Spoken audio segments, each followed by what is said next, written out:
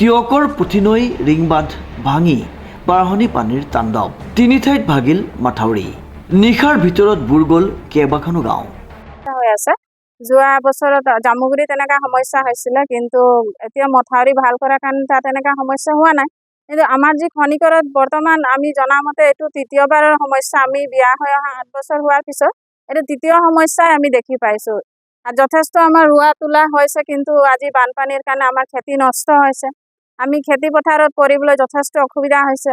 এতিয়া কাৰেণ্ট কাটিছে, কাৰেণ্ট কটাৰ কাৰণে পানী নাই। পানী নথকাৰ কাৰণে আমি এতিয়া খোৱা পানীৰ কাৰণেও এইটো এতিয়া বহুত কষ্ট হ'ব লগা হ'ব, কাৰণ কাৰেণ্ট আহিলে পানী উঠাব, পানী উঠালে আমি পাম ছাপ্লাই পানীটো। এতিয়া এনেকুৱা অৱস্থা হৈছে। যোৱা ৰাতি 2টা বজাৰ পৰা বানপানী অহাৰ কাৰণে আমাৰ কাৰো টোপনি নাই, খোৱা বোৱাৰ কষ্ট। আৰু সেইবোৰে আমি চৰকাৰলৈ অনুৰোধ কৰিছোঁ যাতে সোনকালে দলঙৰ কাম সম্পূৰ্ণ কৰক। ইমান যেনেকৈ হেমাহিৰে কাম কৰা হৈছে, আমাৰ যথেষ্ট অসুবিধাৰ সৃষ্টি হৈছে। আৰু এইখন ৰাস্তা যোৱা বছৰ হৈছে, কিন্তু ইমান ডোখৰ ৰাস্তাটো অতি সোনকালে আমাক বনাই দিব লাগিছিলে।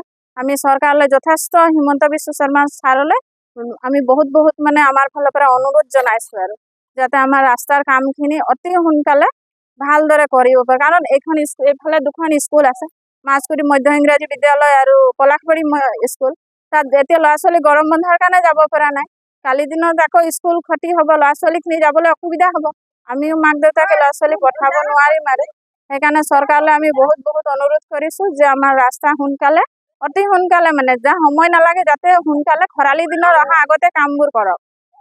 ইমান মানুহ ক'ব পাৰি আমাৰ দলঙৰ ইফালে এতিয়া বহুত মানুহ আছে। আনুমানিক এতিয়া কিমান কম হ'ব আৰু 40-50 ঘৰমান মানুহ হ'ব।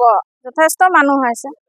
আমি আজি ৰাস্তাৰ কাৰণে অসুবিধা হ'ব লগা হৈ গৈছে। আৰু এতিয়া ইহঁতৰ ঘৰ ৰাতি পানী সোমাই গৈছে, সেইফালেও পানী সোমাইছে, আপোনালোক নিজে চাই গৈছে। আৰু গৰু ডুবি গৈছে, গৰু আমাৰ নাইকিয়া নথকা নিচিনা হৈছে।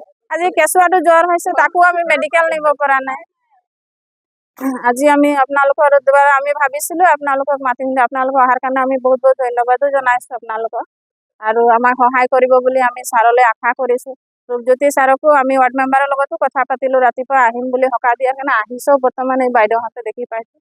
আৰু ছাৰকো আমি ভাবিছিলোঁ ছাৰে আহিলেও আমাক ভাল লাগিলেহেঁতেন। চব এনেকুৱা যাতে আৰু সমস্যা, দাদাহঁতে জন্মৰ পৰা এইবোৰ দেখি অহা সমস্যা। আৰু আমিনো কি ক'ম, আৰু আমি বেছি দিন হোৱাও নাই, বিয়া হৈ অহাৰ পিছত আৰু এইবোৰ সমস্যাৰ পৰা আমি যুঁজিয়ে আছোঁ। ছাৰক য'তে লগ পাওঁ আমি কওঁৱেই যে আমাৰ ৰাস্তাটো অতি সোনকালে কৰি দিয়ক। আৰু গোট ফালৰ পৰাও কৈছোঁ বা ব্লক ফালেও জনাইছোঁ, কৰিছে, নকৰাও নহয়, নাই কোৱা যে নকৰিছে বুলি, কিন্তু কামটো যেনেকৈ হ'ব লাগিছিলে সেইটো প্ৰকাৰে হোৱা নাই।